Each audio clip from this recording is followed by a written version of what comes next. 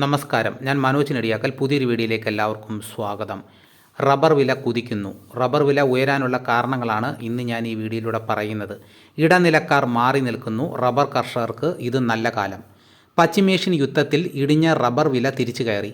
RSS-4 rubber വില നിലവിൽ 217 രൂപയായിരുന്നു രാവിലെ. ലാറ്റക്സ് വില 214 രൂപയും ബാങ്കോക്ക് വില 233 രൂപയിലുമാണ്. സിന്തറ്റിക് റബ്ബറിന് ഉൽപ്പാദന ചെലവ് കൂടിയതാണ് നേട്ടമായത്. വേനലിൽ ടാപ്പിംഗ് നിലച്ചതോടെ സ്വാഭാവിക റബ്ബറിൻ്റെ ഉൽപ്പാദനം കുറഞ്ഞു. ചരക്ക് ക്ഷാമം രൂക്ഷമാണെങ്കിലും ടയർ കമ്പനികൾ വാങ്ങൽ കുറച്ചു. ഇടനിലക്കാർ വിപണിയിൽ നിന്ന് വിട്ടുനിൽക്കുകയാണ്. LPG വാണിജ്യ സിലിണ്ടർ ക്ഷാമം ക്രംബ് ഫാക്ടറികളുടെ പ്രവർത്തനത്തെ ബാധിച്ചതോടെ വില സമ്മർദ്ദമേറി. രാജ്യാന്തര അവധി വില: ചൈന 230 രൂപ, ടോക്കിയോ 211 രൂപ, ബാങ്കോക്ക് 237 രൂപ.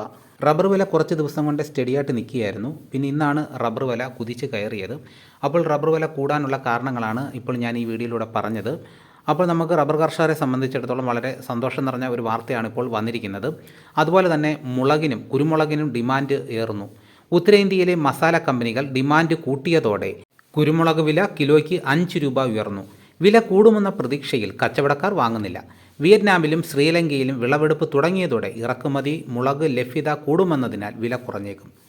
കയറ്റുമതി നിരക്ക് ടണ്ണിന് India $7,900, Indonesia $6,900, Sri Lanka $6,800, Vietnam $6,600, Brazil $6,000. അപ്പോൾ ഇതോടുകൂടി വീഡിയോയുടെ പൂർണ്ണമാകുന്നു. എല്ലാവരും ഒന്ന് ലൈക്ക് സപ്പോർട്ട് ചെയ്യണം. റബ്ബർ വിലകൾ എല്ലാ ദിവസവും രാവിലെയും വൈകുന്നേരം റബ്ബർ ന്യൂസും അറിയാൻ ചാനൽ സബ്സ്ക്രൈബ് ചെയ്തിട്ടില്ലെങ്കിൽ ചാനൽ സബ്സ്ക്രൈബ് ചെയ്ത് നോക്കുക. നിങ്ങളുടെ അഭിപ്രായങ്ങൾ കമൻറ്റായിട്ട് രേഖപ്പെടുത്തണം. ഈ വീഡിയോ എല്ലാവർക്കും ഒന്ന് ഷെയർ ചെയ്ത് കൊടുക്കണം. മറ്റൊരു വീഡിയോയുമായിട്ട് ഉടനെ എത്താം. എല്ലാവർക്കും എൻ്റെ നന്ദി.